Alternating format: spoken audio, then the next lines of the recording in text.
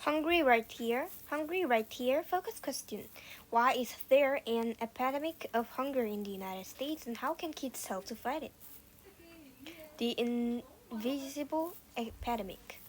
It's the last day of school. Everyone is excited about the long summer break. Everyone except a boy named Aaron. His stomach rumbles. The only food he's had today is the school lunch, and he knows the cupboards at home are empty. His mom works for two jobs, but by the end of the month, they always run out of money for food. He sighs, thinking of the long summer ahead. Like Aaron, millions of American children go hungry every day. Maybe you are one of them. According to the United States Department of Agriculture, USDA, 35.2 million Americans lived in food insurance insecure homes in 2019. This means they did not always have enough food for everyone living there. Of their Americans, 10.7 million were children. That's about 1 in 7 children in the United States. Hunger brings pain and stress. The Centers for Disease Control and Prevention, CDC, has found that children who don't get enough to eat have more health problems and miss more school than those who do. When kids are hungry at school, they have a harder time learning. Hunger also has long-term effects. Too little food can too little food can slow children's physical and mental development. The United States grows lots of food. The government has programs to help people who can't afford food. Yet there is an epidemic of hunger in the United States. Why? Why people can't afford food? When families don't have enough money, they often have to make tough choices. Sometimes that choice is to either pay the bills or eat. Millions of Americans work full-time and sometimes still go hungry, women in particular. USDA numbers show that more than 60% of adults receiving food assistance are women. According to the U.S. Census, more than 80% of single parents caring for children are women. These women are twice as likely to live in poverty as single men caring for children. When mothers are living in poverty, their children often are too. How food assistance works. Federal food assistance began in 1933 as a way for the government to help farmers. The USDA brought farmers extra crops and gave them to those in need. In 1939, the government began giving actual stamps that people used to buy that extra food. By 1964, the program allowed people to buy any type of food, not just extra from farmers.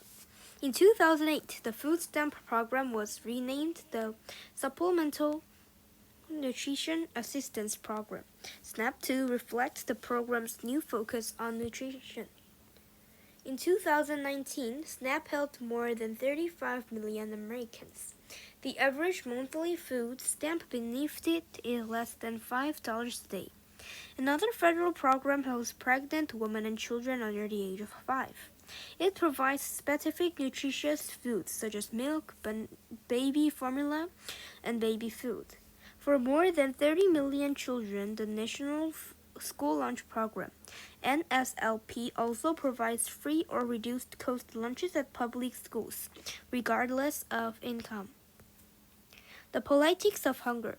The government offers a safety net to many hungry Americans, yet the amount of money budgeted for federal food programs varies from year to year.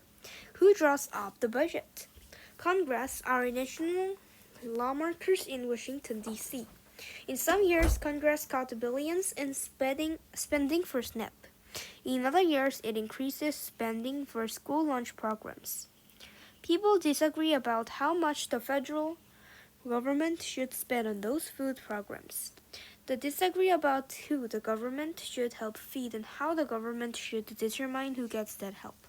Because of other rising costs, such as childcare, housing, and education, many families today struggle to pay their bills. To help with that struggle, some people think more Americans should receive food assistance. Filling the gap. When government funding is not enough to meet the needs of hungry Americans, local food programs help fill the gap. Food banks in every state collect food from growers, restaurants, and grocery stores. They give the food to charities such as food pantries or soup kitchens that serve the public. Food banks often provide canned or boxed foods because storing fresh fruits and vegetables is difficult. For people with lower incomes, the need of these fresh foods can sometimes be filled by community gardeners. Here, people plant care for the harvest food to use at home or share with the community. Many community gardeners grow vegetables for their local food banks. Food deserts. High poverty areas are often food deserts, places not served by large grocery stores. Some in inner cities where stores have closed. Others are in rural areas with small populations. People in these areas often can't afford to travel 10 or 15 miles to buy groceries, so they buy basic food at small local stores. Prices are generally higher and small stores often don't carry nutritious foods like quality meat or fresh produce. Food deserts can make life particularly difficult for communities of underrepresented people that lack access to supermarket chain stores. Feeding America, the largest organization helping American families, has more than 200 food banks and 60,000 food pantries that feed about 12 million kids. Each year, however, charities provide less than 6% of the food assistance in the United States. As costs rise, wages stay the same, and federal food programs are cut. These organizations are finding that they cannot meet the needs of hungry people. They often run out of food and have to turn families away. Do you know? The nonprofit organization Ample Harvests (ORG) connects more than 7,500 food charities with gardens that want to donate produce. Kids can make a difference. Many kids help fight hunger in America. Students in New Hampshire held a hunger banquet for their parents. The cost to attend the banquet was canned food for the food pantry. A sixth grade class in Massachusetts made an award-winning video about hunger to educate people in their community. Other students have raised money for food banks through bake sales, art sales, car washes, walkathons, and read-a-thons. Sam Adamo played his cello at a local farmer's market and collected $700 for his local food bank in Rhode Island. Person Pastan created a cookbook for and by kids. The cookbook sales raised more than $20,000 for the Northern Illinois Food Bank. Messi Stewart collected 844 pounds, 383 kilograms of food by handing out bags in her school and asking classmates to fill them for St. Mary's Food Bank in Surprise, Arizona. When 7-year-old William Winslow realized that kids in his part of North Carolina would not have food over spring break, he asked the local grocery store to let him stand outside and talk to people. He told them about Backpack Buddies, a program that sends meals home on weekends for students in need. In only one weekend, William collected 1,400 pounds, 635 grams, a kilogram of food, and $305 in cash donations. Now in 4th grade, he still holds a fundraiser each year. In 2016, he organized 71 volunteers to collect donations at 10 grocery stores. Donations provided 11,000 meals to children in his area. In 2007, he hopes to expand throughout the state of North Carolina. William says, "I'm just an involved regular kid. Any kid can make a difference if they want to. It's just whether they want to or not." Higher wages, less hunger. Raising the minimum wage is one way to fight hunger. Several states have raised their minimum wage to $10 to $15 per hour, which lowered their hunger rates. How can people help? People with a family garden can donate extra vegetables to a local food pantry or plant an extra patch to donate. Kids can also donate part of their allowance and encourage others to do the same.